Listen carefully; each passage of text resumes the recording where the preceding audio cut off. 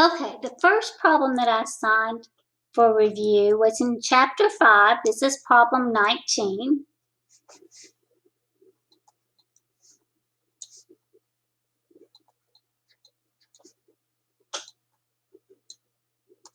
And in this problem, we have two weights hanging. There is a smaller 1 kilogram weight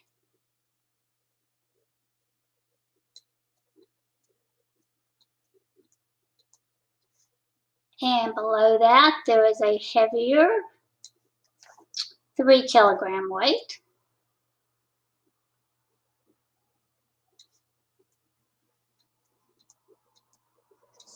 And there's another cable there. This whole thing is inside of an elevator, so our picture looks like this. It's the interior of the elevator. They labeled this as A, and this is B. It says to draw a free body diagram for each weight. Find the tension in cables A and B when the elevator is not moving, and then find the tensions in cable A and B when the elevator is accelerating downward at 1.8 meters per second squared. So first let's look at our free body diagrams. Our free body diagram for the smaller mass, this is for our 1 kilogram mass, is going to look like this. It will have the tension in cable B that's pulling down. It will have its weight pulling down. Now, whether you want to do that one on top of the other or whether you want to do those side by side, I think I'll do them side by side. We have the weight. So that's mg, which will be 9.8 newtons. We actually know the magnitude of the weight. It's 1 kilogram, 1.98 newtons. So we have a little bigger dot for our free body diagram. And then we have the tension in cable A. Okay, that diagram we basically have, make that look like a bigger dot there. We have three forces. We only know one of them at this time. For the second one, the 3 kilogram mass, it's a little bit simpler diagram. There's the 3 kilogram mass. It has its weight, which is going to be 3 times 9.8,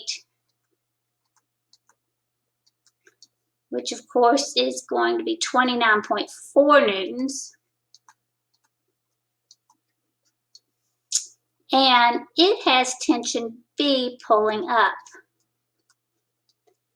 That's what the free body diagrams look like, regardless of whether or not things are at rest or whether it's accelerating. The only thing we might do differently is if we knew that it was accelerating upward, we would know that the tension in B had to be longer than the weight, or the tension in A would have to be greater than the sum of these two. So these aren't really necessarily drawn to scale. Part B says,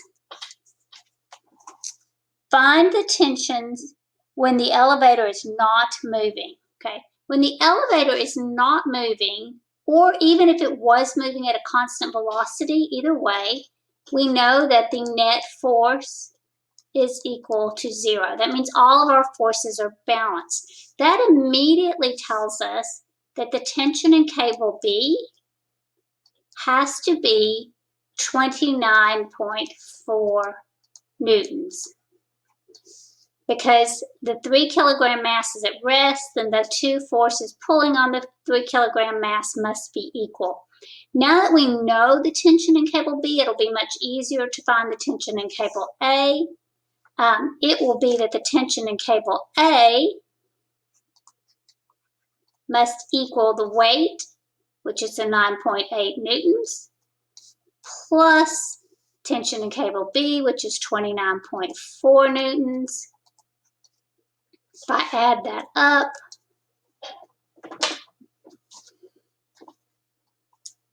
(9.8) plus 29.4, I see that that'll be 39 1.2 newtons. That makes a lot of sense. Basically, the tension in cable A is the same amount of tension you would have if you had one large 4-kilogram mass pulling down. So for part B, there's our answers.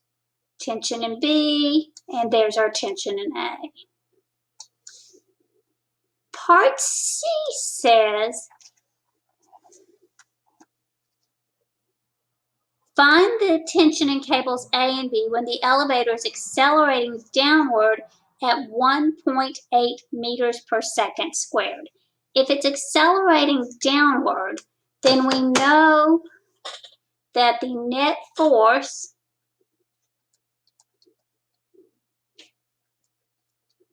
is mass times acceleration, and in this case, they're telling us the acceleration is negative 1.8 meters per second squared. All right, we know that the sum of all the forces, again, let's start with the simpler one, which is actually the 3-kilogram mass. It only has tension B and the weight.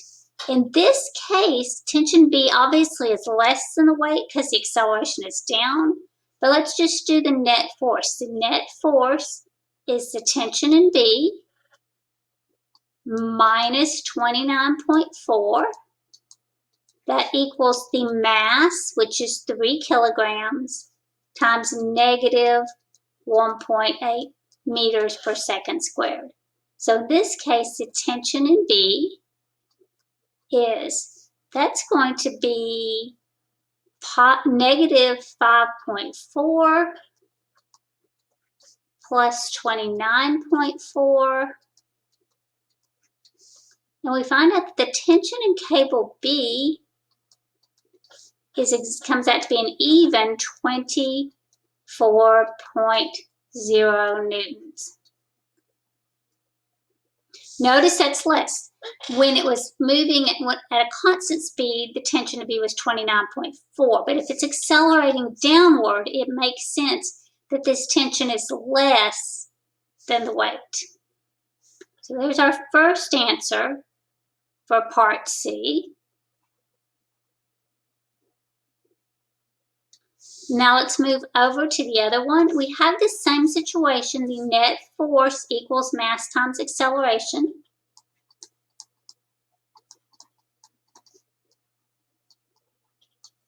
The net force in this case is going to be the upward tension in A minus the weight of 9.8 minus tension B, which is 24 newtons. And that will have to equal the 1 kilogram mass times the negative 9.8. I'm sorry, the negative 1.8.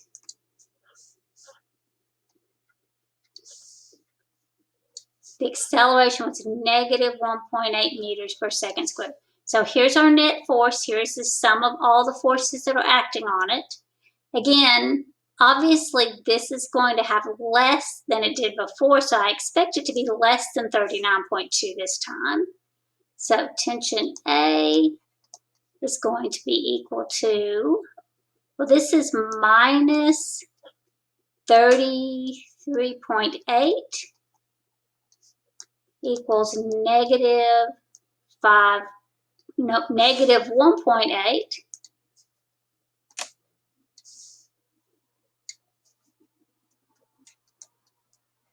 So when I add 33.8 to the other side,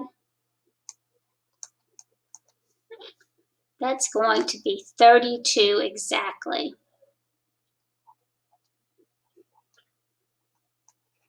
And I'm not sure. Let me look at the problem. They're really vague in this problem about the number of significant digits. I'm going to assume we probably really only had 2. I did write 3.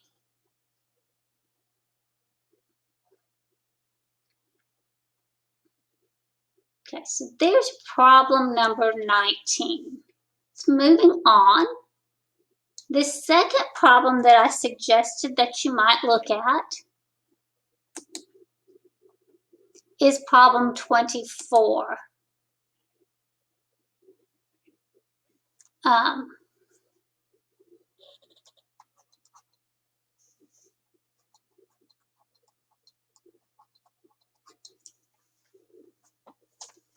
Problem 24, we have an inclined plane, so it's a little more extensive.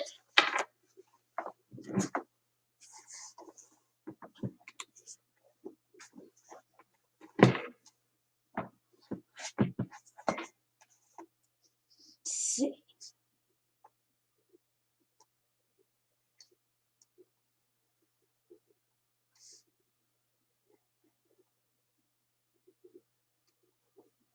Okay. And on that inclined plane, we have a box that has a mass of 50 kilograms.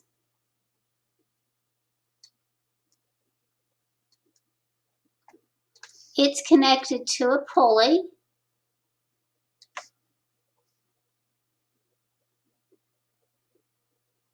And on the other side of the pulley is a mass of 30 kilograms.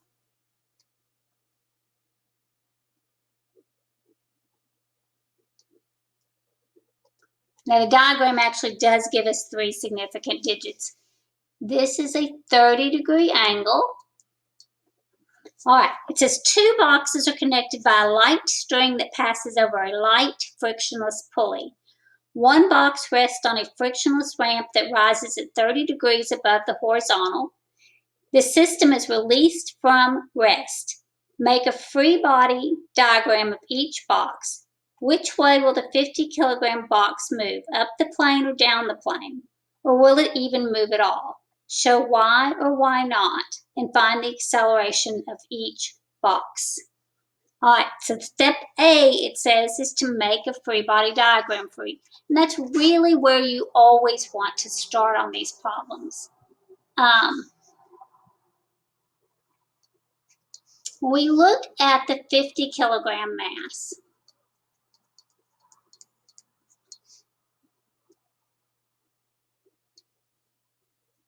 It's going to have the tension in the string that points parallel to that ramp.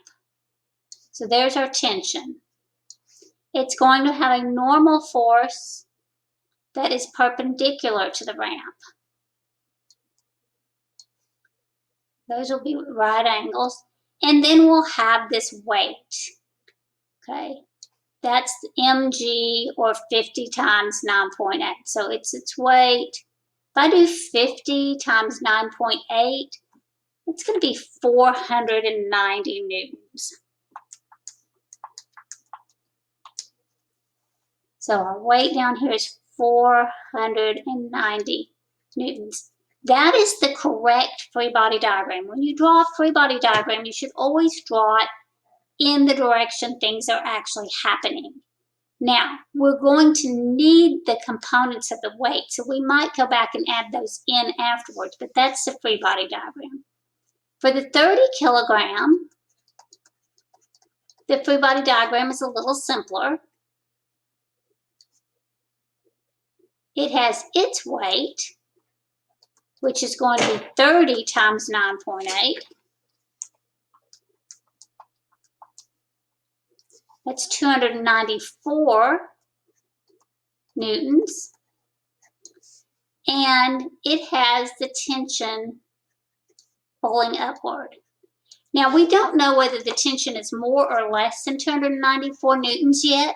They do not tell us whether or not the boxes are moving at a constant speed or whether they're staying still or exactly what's going on. We know the ramp is frictionless. So if there's a net force, it will definitely accelerate. Now, next thing, let's go ahead and get the components of the weight. They don't specifically ask for those, but that's always really helpful. So I want Wx, which is going to be, if you'll remember, that's W sine 30. It's always sine for the horizontal.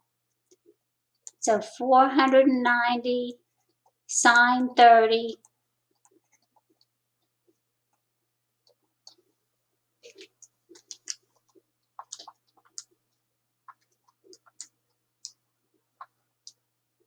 It's 245 newtons.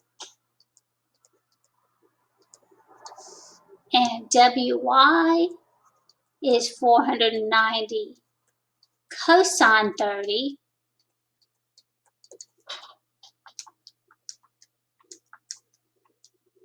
That's 424.4.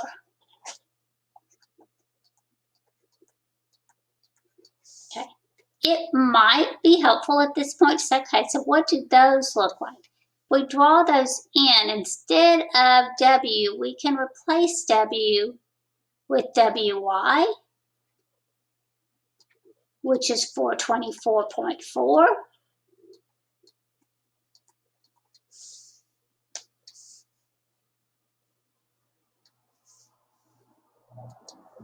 And Wx, which is 245.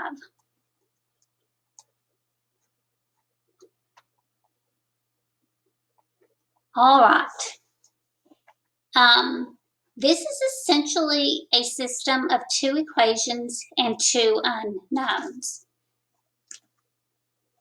There's a couple of important things we want to remember when we solve this problem. First of all, the tension in this is the same everywhere. So the tension over here pulling up on the 50 kilograms is the same as the tension that's pulling up on the 294. I said 200, the 50 kilograms is the same as pulling up on the 30 kilogram mass. That tension in that rope is the same everywhere. The other thing we want to remember is this thing moves together, so both masses will have the same acceleration. Okay, we need kind of a consistent reference frame. So if we consider the positive direction to be going up the ramp, we also then have to consider the positive direction to be going down, because if the 50 kilogram moves up the ramp, the 30 kilogram will move down. We have to be consistent. All right, we're ready to use Newton's second law that says the net force determines the acceleration. F net equals mass times acceleration. For this picture, the net force would be the tension minus 245, that's Wx, and that has to equal 50 times A. For the 30 kilogram mass, if we say that the net force is mass times acceleration, the net force here, in this case, remember, we have to put the 294 first because we consider the positive direction to be down. So this is the positive 294 minus T equals 30 times A. Once you have those two equations written, this is a pretty simple system we can solve by elimination. If I move this one right here, and just rearrange it, that's negative T plus 294 equal 30A. If I add that together, negative 240, you notice the T's will cancel out, that's why we did it that way. Negative 245 positive 294 is 49. I get that 49 is equal to 80 times A. So I divide by 80. And the acceleration to 3 significant digits is 0.613 meters per second squared. It's positive, so the answer to the question of whether or not it moves up or down the ramp, it's going to accelerate up the ramp. This question does not ask for the tension. However, if we needed to find the tension, we could substitute it in either equation. If I wanted to use this one, I could say 294 minus T equals 30 times, the unrounded was 0.6125. If I rearrange that and solve, I get 294 minus 30 times 0.6125. The tension would actually have been 276 newtons. Now look at that. That makes sense. WX was only 245. The tension was 276. So the net force would be up the ramp. If I do 276 minus 245, that's like 31. If I divide that by 50, the acceleration comes out to be 0.62. There's a little rounding, but you can see that's a reasonable number. Okay, the next problem, let me click back for 1 second.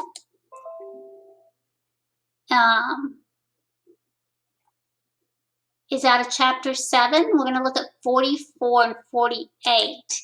So chapter 7, problems 44 and 48.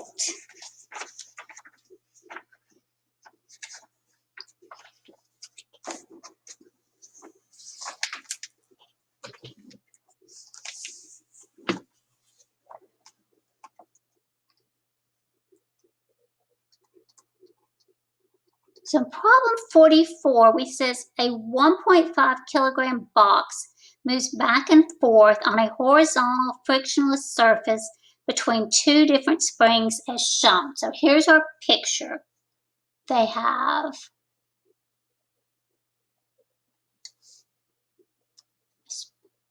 spring over here that has a spring constant of 32 newtons per centimeter. Over here they have another spring, a little looser one. It has a spring constant that is 16 newtons per centimeter. And sitting here on this frictionless surface, sliding back and forth, is a box. And the box is 1.5 kilograms. So there's the basic picture. It says the box is initially pressed against the stronger spring, compressing at 4 centimeters, and then it is released from rest. How much will the box compress the weaker spring? What is the maximum speed the box will reach? Okay, so we initially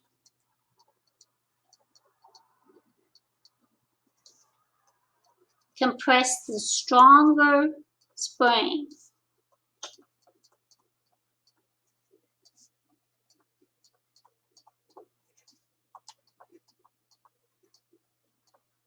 Okay. This is a conservation of energy.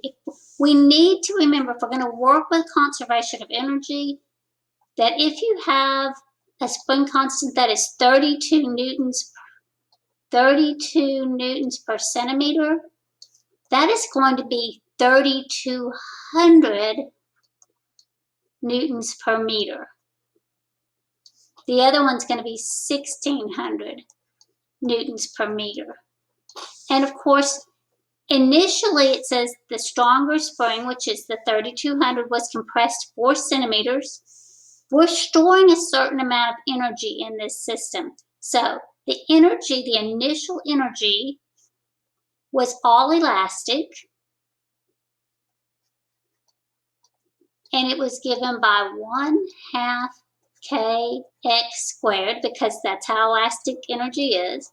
So 1/2 3,200 times 0.04 squared.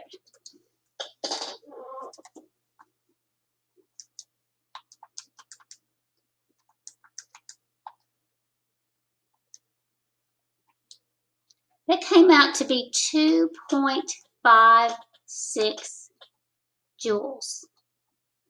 This is conservation of momentum. The total amount of mechanical energy, the sum of the potential and the kinetic, will always be 2.56. If either of the springs is compressed, whether it's partially or completely, at least part of the energy will be potential. If neither spring is compressed, then all of the energy must be kinetic. But we start off with the box at rest over here, somewhere over here. This is compressed. We've got stored elastic potential energy. All right. By how much will the box compress the weaker spring? That's a pretty straightforward question. If the final condition is this is compressed,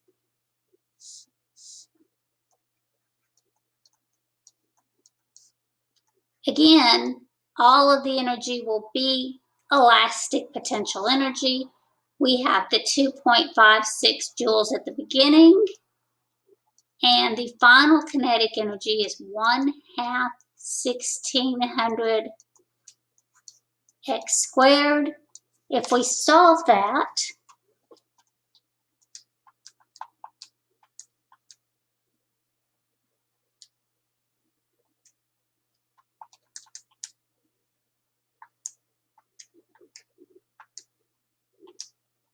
we see that the weaker spring will compress farther. Comes out to be 0.05. Let's look at the problem, try to get a feel for significant digits. It looks like they only gave us 2, so it's going to be 0.057 meters, or you could say 5.7 centimeters. Now the unrounded, if we needed it, this is the answer, or you could leave it in meters. But before we rounded it, we got 0.05657. There's my unrounded answer. Okay, that's question A. Question B says, what is the maximum speed the box will reach? Well, the box is going to be at its maximum speed when all of the energy is kinetic, which means when it's in the middle, any place in here, and neither spring is being compressed, that entire 2.56 joules of energy will be all kinetic. So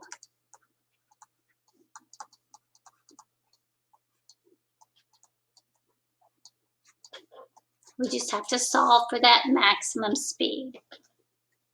2.56 times 2 divided by 1.5. Take a square root.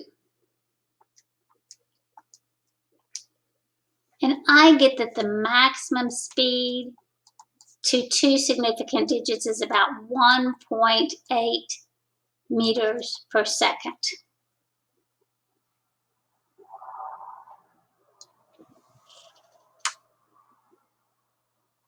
Okay, so there's 44.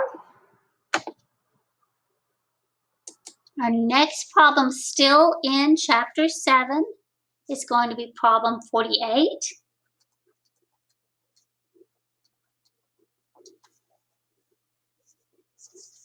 48 says a fun-loving 11.4 kilogram otter slides up a hill and then back down to the same place.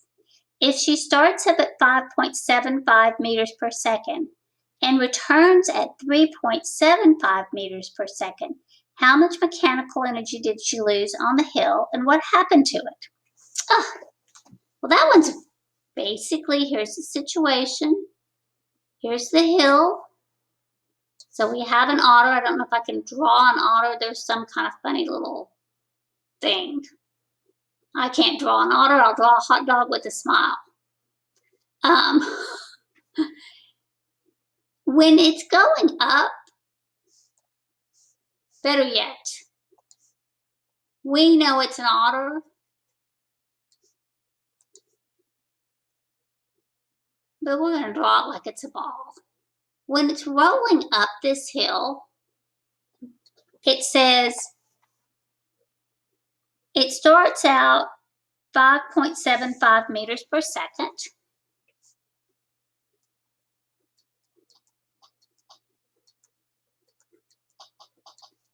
And by the time it goes up and it comes back down, when it's going this way, we'll just kind of draw it underneath. Now it's only going 3.75 meters per second.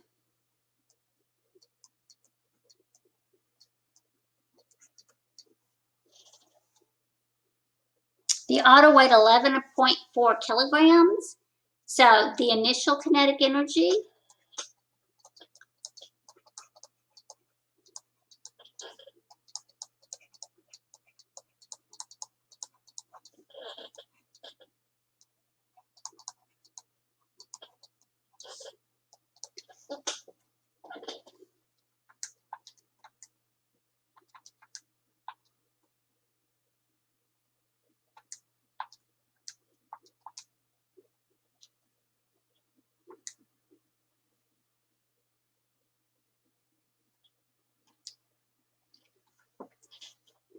was 188.5 joules. The final kinetic energy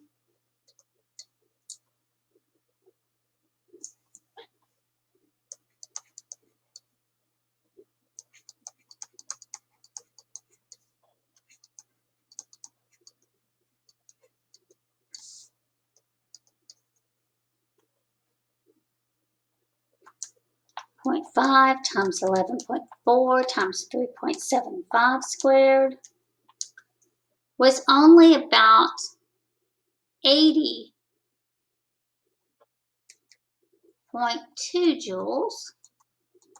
So the energy lost, 188.5 minus 80.2. Assuming we really only have 3 significant digits, we could say there was 108 joules of energy lost. Let me add another question to this. This isn't in the book, but let's stop and think. We know that this is lost because of friction, the work done by friction. If we assume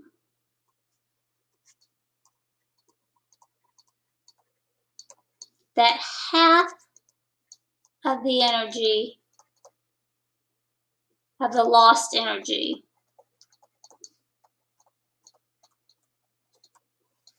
is lost going up, which is reasonable.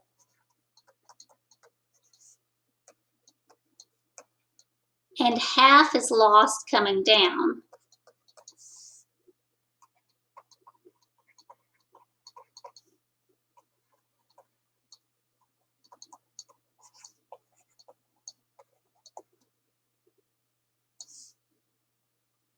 Let me change this word from assume to if. If half the energy of the lost energy is lost going up, that's supposed to be an up, and the other half is lost coming down,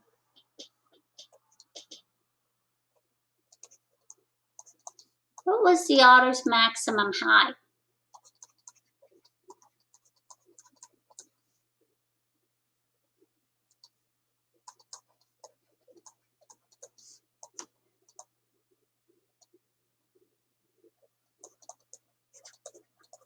Okay, this is actually pretty simple.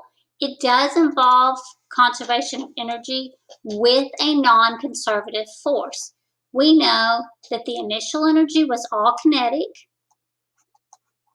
but in this case, we have non-conservative work.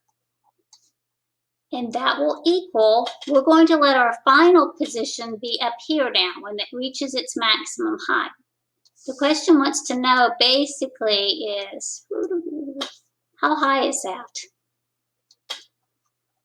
And that will equal its gravitational potential energy. We can use that to find how high it will go. Well, the initial kinetic energy was that 188.5.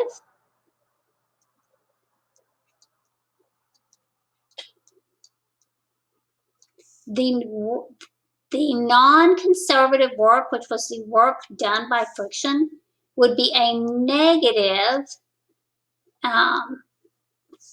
We don't use the rounded. If we do 188.5 minus 80.2, negative 108 oops, sorry, I messed it up. Half, we only lose half of that. So let's just go with the 54.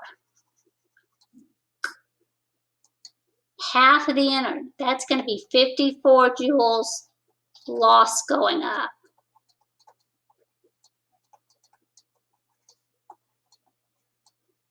There'd be another 54 joules lost going down. So if I put in the 54 joules that were lost going up, that should equal mgh, which is going to be 11.4 times 9.8 times the height. So by the time it reached the top, 188.5 minus 54, it only had about 134.5 joules of energy because it lost energy going up.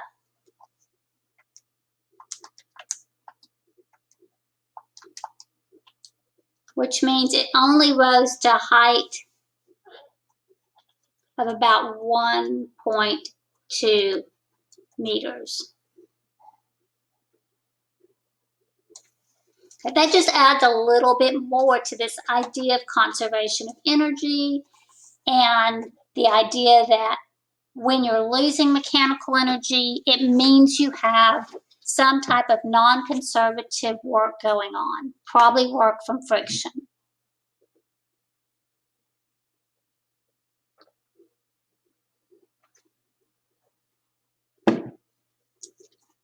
Okay, let's look at our last problem. It comes out of chapter 8, and it's problem 12. So let's look at chapter 8, problem 12.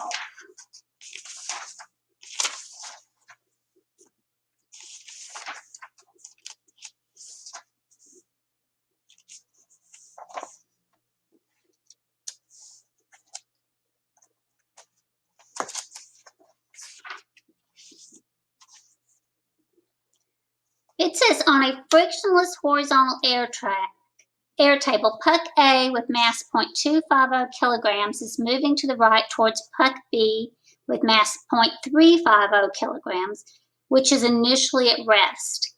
After the collision, puck A has a velocity of 0.120 meters per second to the left. Puck B has a velocity of 0.650 meters per second to the right. What was the speed of puck A before the collision? Calculate the change in the total kinetic energy of the system that occurs. Always helps to draw a picture. So we're in chapter 8. This is problem 12. We start off, we've got this air table. It's very nice and flat. So here's kind of our before. We have block puck A, so this is A. They tell me that the mass of A is 0.250 kilograms. And it is moving to the right, but they do not tell me how fast. So it's moving to the right with some initial velocity. Over here's our target, puck B. It has a mass of 0.350 kilograms. And it is initially at rest, so it is not moving. After the collision, so here's our after picture. That's not quite horizontal, but use your imagination. A is moving with 0.120 meters per second to the left.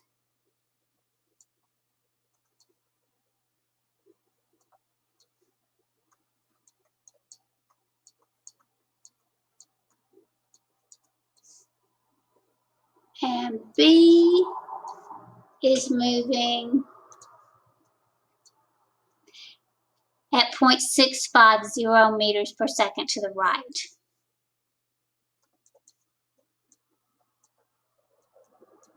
This is pretty classic conservation of momentum. So we just look at our beginning situation. We have 0.250 going some unknown velocity. We have 0.350, but it's at rest. It's not contributing any momentum to the system. Afterwards, we have the same 0.250, and it has a velocity of negative 0.120. If you do not put your negative there, your answer is going to be wrong. Conservation of momentum involves vector quantities, so the sign is really, really important. Plus 0.350, 0.650. This is very straightforward. 0.250B initial equals, this part's just for my calculator, so 0.250 times negative 0.120 plus 0.350 times 0.650. This comes out to equal 0.1975. So when I divide,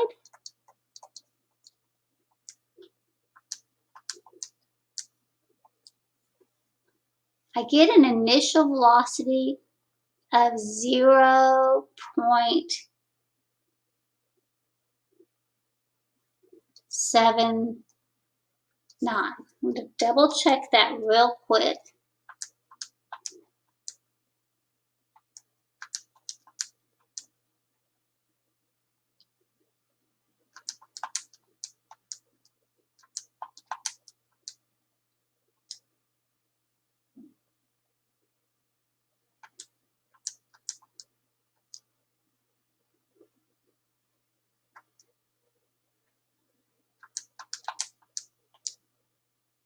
Okay, I get the same thing. So I get that the initial velocity was 0.790 meters per second.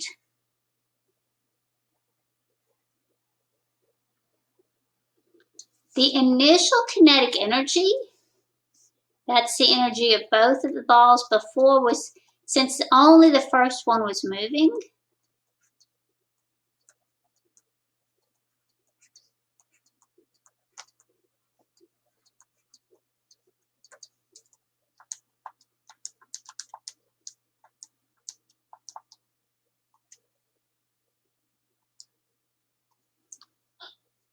I get 0.0780 joules.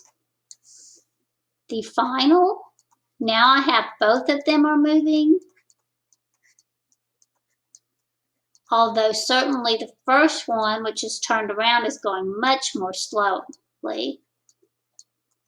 Notice the negative will get canceled out, plus second one was going 0.350, 0.650 squared. So let's see, 0.5 times 0.250 times 0.120 squared.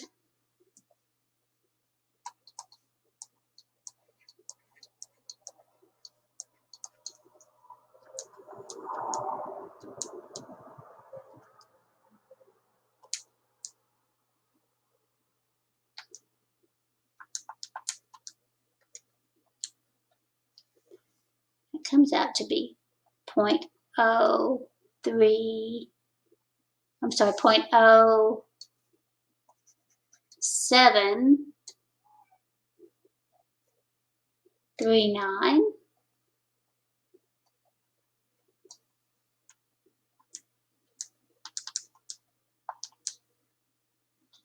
This whole thing came out to be a final kinetic energy of 0.0757. It's not a perfectly elastic collision, but you can see that it did not have a large loss. It definitely wasn't it was certainly far from a completely inelastic collision. Only a really small percentage of the kinetic energy was lost. If you wanted to see the percent that you lost, you would have to say, just to do something different, how much was lost? 0.0780 minus 0.0757.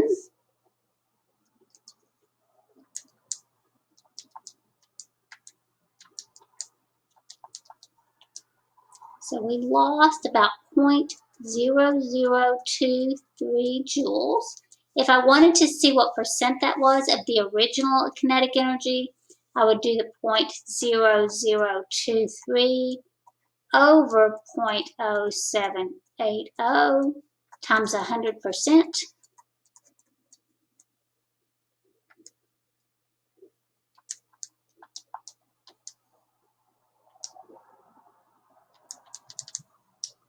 And it actually only lost about 2.95%. So really small amount of energy lost in that collision. Understanding those problems well will help you on this test. I'm not saying that they may not ask something different on the test, and particularly different if we're looking at the multiple choice questions. These probably are more help to the free response, but they're worth understanding well. So I'm going to stop here, and I'm going to post this on YouTube for you guys.